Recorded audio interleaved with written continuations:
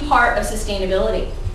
We're also looking at our landscapes, natural areas. UVic has over 150 acres of protected natural areas on campus. How do we continue to not only protect those, but restore them so that you have places like open creeks and streams that are healthy, ecologically functioning? And then how do we design our landscape areas that utilize xeriscaping, that real are hands-on ground naturescape programs where you're taking and planning and planting native, natural, drought-tolerant species? We know that we are going to need some lawns. It's pretty hard-pressed to tell the Vikes soccer team that they're not going to have a lawn to play on. But if we're going to have some lawns, we need to prioritize the lawns we've got. And for the rest of the campus, how can we utilize the landscapes as a living laboratory?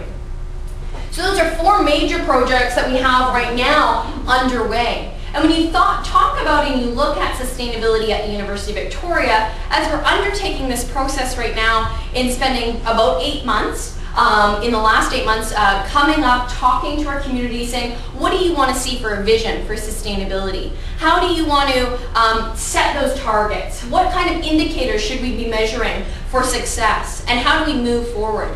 We're asking our community, what do you bring to the table? How can you take your expertise and help us make that direction and make that leap? We have a mandate that will develop a draft policy and a draft action plan by the middle of November. It will be distributed publicly across campus as well as into the community. We're going to be hosting a campus sustainability summit in the latter part of November on November 22nd to kind of bring it all together, get our 200 of our colleagues, friends, community members to help refine the goals, the actions and priorities for sustainability on campus.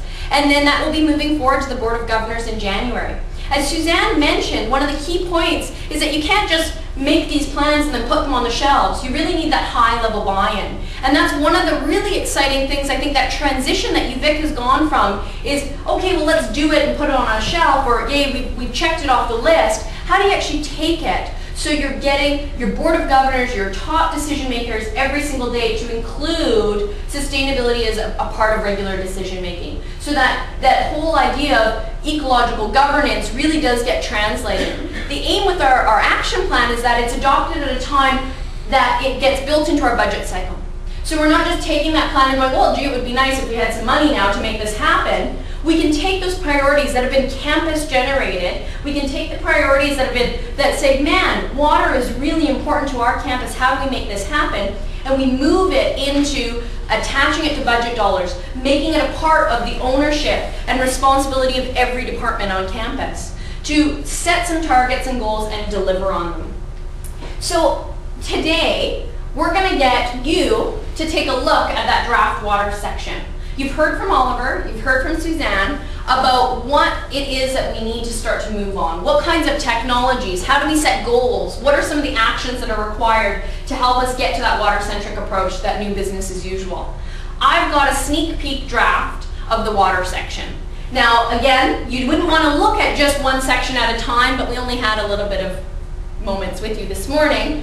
But we want you to take a look at that water section. We want you to help refine that vision, give your ideas and inputs. What kind of indicators should we be measuring?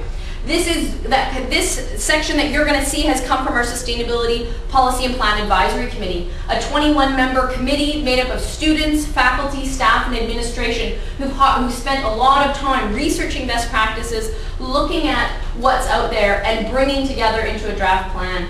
And as we are taking all this input from our campus community and beyond, we're going to be developing this and then putting it out to the public for November 15th. So your opportunity here today is to help us shape exactly that.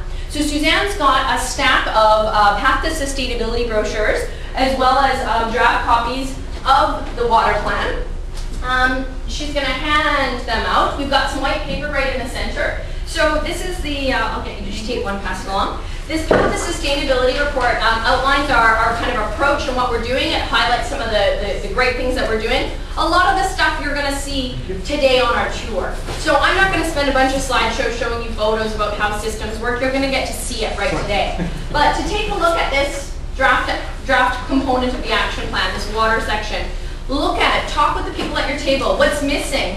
What would you like to see? What are the policy language references that we want?